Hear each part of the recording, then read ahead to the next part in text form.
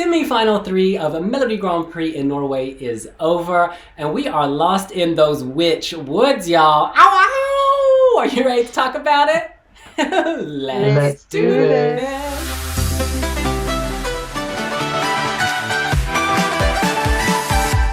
So you guys, Emmy has won the contest with her song, Witch Woods. Let's first just start by saying what we think of the song, Porrig. This song, it was one of the favourites all week. It was top with the bookies. It won our poll on the website. I didn't really get what the fuss was about throughout the week. It wasn't the one that I added to my Spotify playlist or the one that I went back and played. But I can see why it did well tonight, because Emmy was the one who brought the most to her stage show. It was very theatrical, and it was a surprising stage show as well, because I thought it would have been more spooky and woodlandy and rural, whereas she was very much in the hood with her urban streetscapes, and she had then all the flames and stuff. So she threw everything at it, including the kitchen sink, it felt like. But I suppose it's different, it's dark.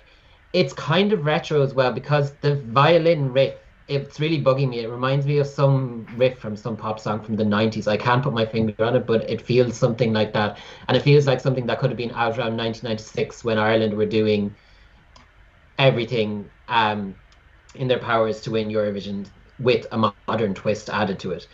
But yeah, like, she did a nice stage show. It's not my favourite song, but it's a credible song nonetheless. Robin in New Zealand. Yeah, it's a fun song, and I think the concept of witches is really appealing. You see all those sort of like the True Adventures of Sabrina or something like that on Netflix, and all those cool, fun, witchy series, and that's the sort of vibe I think it tapped into. It's like a young woman who is empowered by her witchcraft, and the message, we chop boys like we chop wood, like, oh, that's a bit gruesome, but also in a fun way. If maybe you think of it as being more symbolic than literal. those boys had better watch out. It wasn't my favourite, but it was definitely one of the stronger ones from that semi-final, and so it's not surprising that it won.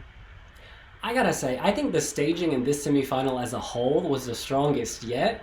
Everything looked completely different from everything else, and it was quite engaging. Even if I didn't necessarily like the song, as with Witch Woods, I could at least follow it. Because in the bridge, for instance, they had all those dancers getting low, breaking it down, made it very modern. I think that this was a production triumph. I don't think Emmy is very convincing as a witch, and I know she's like an urban young woman, empowered, but I wanted more scary witch. You know what I'm saying? Like, I just didn't believe her. Like, when she was kind of trying to bewitch the camera, I was like, I want you to cast a spell on me and turn me into a pumpkin right now. But it didn't get to that level. It was like someone playing it was like someone playing a witch on a stage, as opposed to someone serving Elphaba realness. In any case, let's break it down by duel. The first duel was Dinaye, and she was up against Big Daddy Karsten. I gotta say, Big Daddy K, he was my winner this evening. He was doing it for all the gays. This was like kind of an episode of RuPaul's Drag Race done on a dime. It was the done on a dime challenge, where everything was very homemade, very simple, and that gave it personality and likability. This big explosion out of the light, like a gay, like a hero. Love will survive. I absolutely loved it. I thought it was the light, the counter to Emmy. In any case, yeah, this was a good heat, actually. Dinaye, before this, I wrote her off. I was like, whatever. But I think live, she really elevates. Serving that Laura Tesoro energy, dance, drive. This was a good heat. I don't like Dinaye's song, but I love her as a performer. Big Daddy's song I really loved, and I thought the staging was memorable, OTT. Who knew this entire competition was filmed on a cloud? When they shot out for that moment, you were on a cloud. I was on cloud 9, Porrig. I was pleasantly surprised that Daddy Karsten got through to the next round, because that had been the song that I've been playing most during the week. It was my favourite studio cut. And then I saw Dinaye's live performance and I was like, okay, Daddy could be in trouble because this is very polished, very slick. She has all the dance moves. They have the camera effects making it look like there was three Dinayes at one point on screen. And the song was very poppy. It was very accessible to a wider audience. Whereas Big Daddy's song, it was very gay, very queer, very LGBT. So would that alienate people? But it didn't. But I felt then what let Daddy down later on in the show when he was up against Emmy was that Daddy was the only one there who was on the big stage for the first time. Because I remember looking at your interview with him yesterday on YouTube, William, that he said this is his biggest stage. And you could see that at times that Daddy didn't own the stage as much as the rest of the artists. While the stage was full of rainbows and unicorns and everything like that, at moments Daddy looked a bit caught in the headlights. And I think that that's ultimately maybe what let him down, whereas the other performers had that little bit of finesse. But it would be very exciting to see what Daddy could bring to future MGPs based on this experience, because it's a very strong first entry, and I wouldn't rule it out yet from winning the second chance wildcard round at the end of this whole process. Dinaye's song, like her performance was really good. I just thought the song was a bit forgettable. There wasn't really anything special about it. People have compared it to both Lady Gaga's Born This Way and Madonna's Express Yourself. And that's sort of what it felt like. It just sort of felt just this uplifting pop song, but nothing that we hadn't heard before. And even though she's a good singer and she brought a really strong, confident performance, it sort of didn't lift the song and take it to like the next level that you'd want. So it was just really like, oh, okay, that was nice. Whereas with Big Daddy, his performance wasn't perfect, but it was the most entertaining. And I tweeted this, that the song was called Smile, and I was smiling throughout the whole performance. It was really uplifting, just an absolute joy bomb. I loved his sort of modern take on the village people with his backing dancers, different body types, different kinds of modern gay expressions. So that was really nice to see, really refreshing. And people have said last year's song was I Am Gay, and she wasn't gay. It is nice to have a person who's actually gay singing a song about not I am gay, but it's about a gay topic, and just with so much enthusiasm and joy, and it's a real celebration. So yeah, I was really happy that he got through. Slayed with the rainbow. I was so happy as well. Yay! We move on to duel number 2. This was Emmy versus Mr. Hartz, Ola Hartz. I gotta say, I really liked Ola Hartz's drunken sea shanty. For all you know, they could have thrown a few back before this performance and then hobbled onto the stage because the moves were very drunken, deliberately so. Apparently, in Norwegian, the lyrics are a little cringe to a lot of people, and it's like a very cliche, stereotypical type of pub song or something you'd sing, on a bus after a football match. I don't know any of that because I'm not Norwegian. I really enjoyed it. I thought he performed very competently, and I had my fingers crossed he would win this duel, but he did not. I think Emmy's production pushed her through. It was gripping. You wanted to see what this witch was going to do, and there was fire. There was fuego, and as we know, when you have fuego, you have at least second place at Eurovision, okay? It was a real good. Yeah, she can sing. I just want to see for the final more attitude, more drama in her face. I think they've got the staging down. It was a bit dark though, so everything blended together, and I think that's another reason I liked Ola, is that there was contrast in color, so you got a sense of, depth. Whereas in her performance, I kind of see a runway and a throne, but then everything's like black. For it.